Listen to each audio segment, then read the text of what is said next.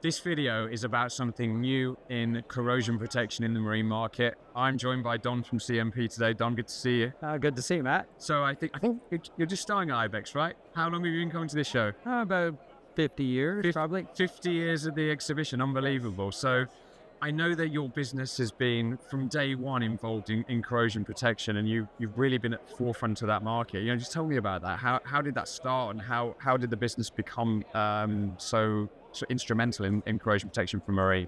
Well, thank you. It goes all the way back to our origins. We were a downstream operation of Temenko, a mining.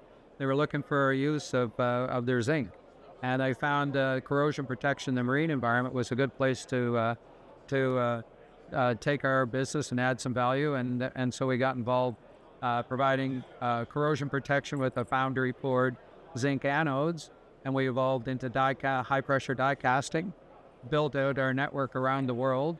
In fact, we have 4 different facilities around the globe: China, Italy, and 2 in North America, where we manufacture sacrificial anodes for the marine industry. So a lot of your evolution has been in using zincs and different alloys, and then obviously casting lots of different shapes for the way the boats have evolved. Yes.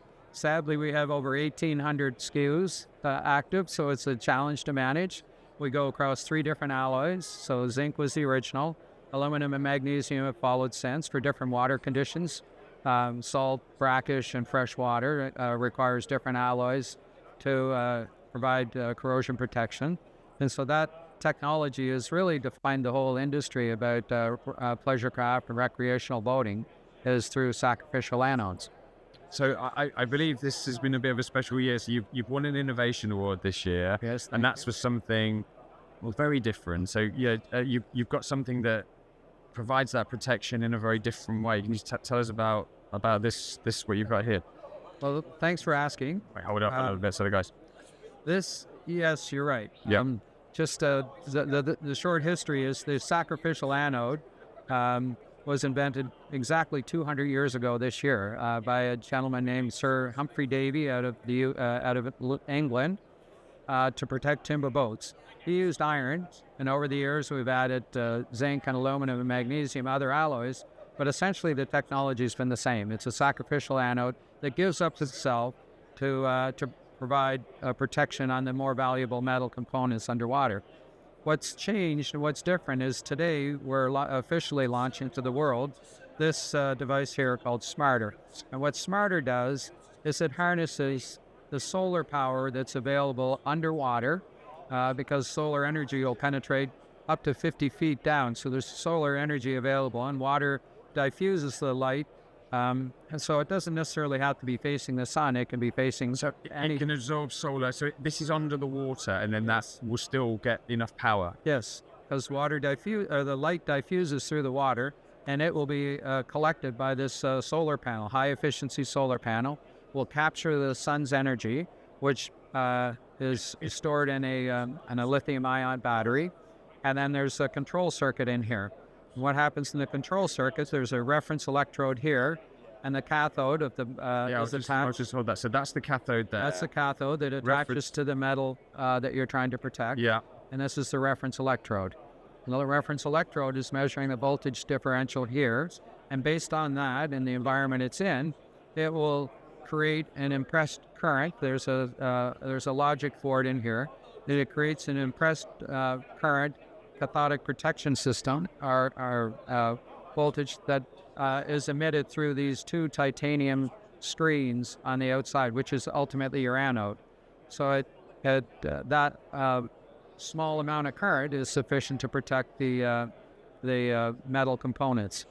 So lots of questions. Yes. Yes. So how long would that last for then? How long would one of these protect a boat? The design life is about 2 years, and then and what that does is it's steady state. It's collecting solar energy, charging the battery, and emitting a small trickle charge to provide your corrosion protection.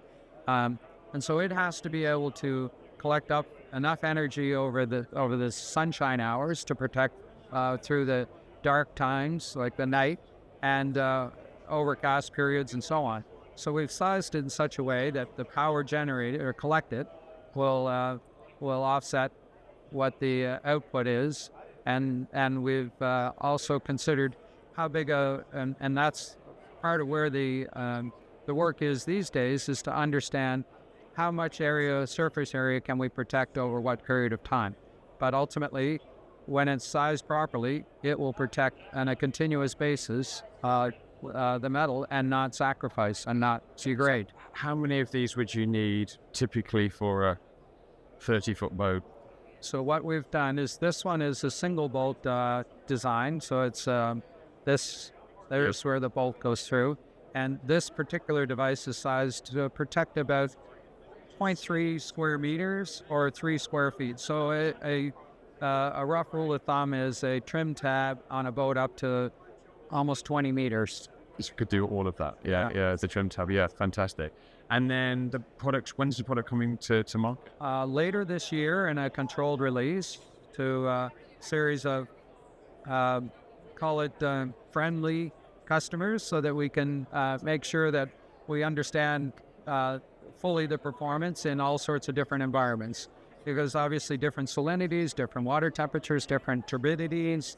So I guess then it's coming out of States, Europe. It's going to be released in multiple markets. Yeah, we're going to release it in this controlled release in multiple markets, where we can bring them back and harness the energy, the information that's actually stored on the microchip inside, to understand how it's performed, and whether it's done what we have been testing for 3-4 years in water in Italy by the inventors, the patent holders that we've been working with to develop this product. That's incredible. Well, I'll definitely keep my eyes peeled for it, Don. Thank you for spending the time with me. That's fantastic. Thank you, Matt. That's great. Thank you.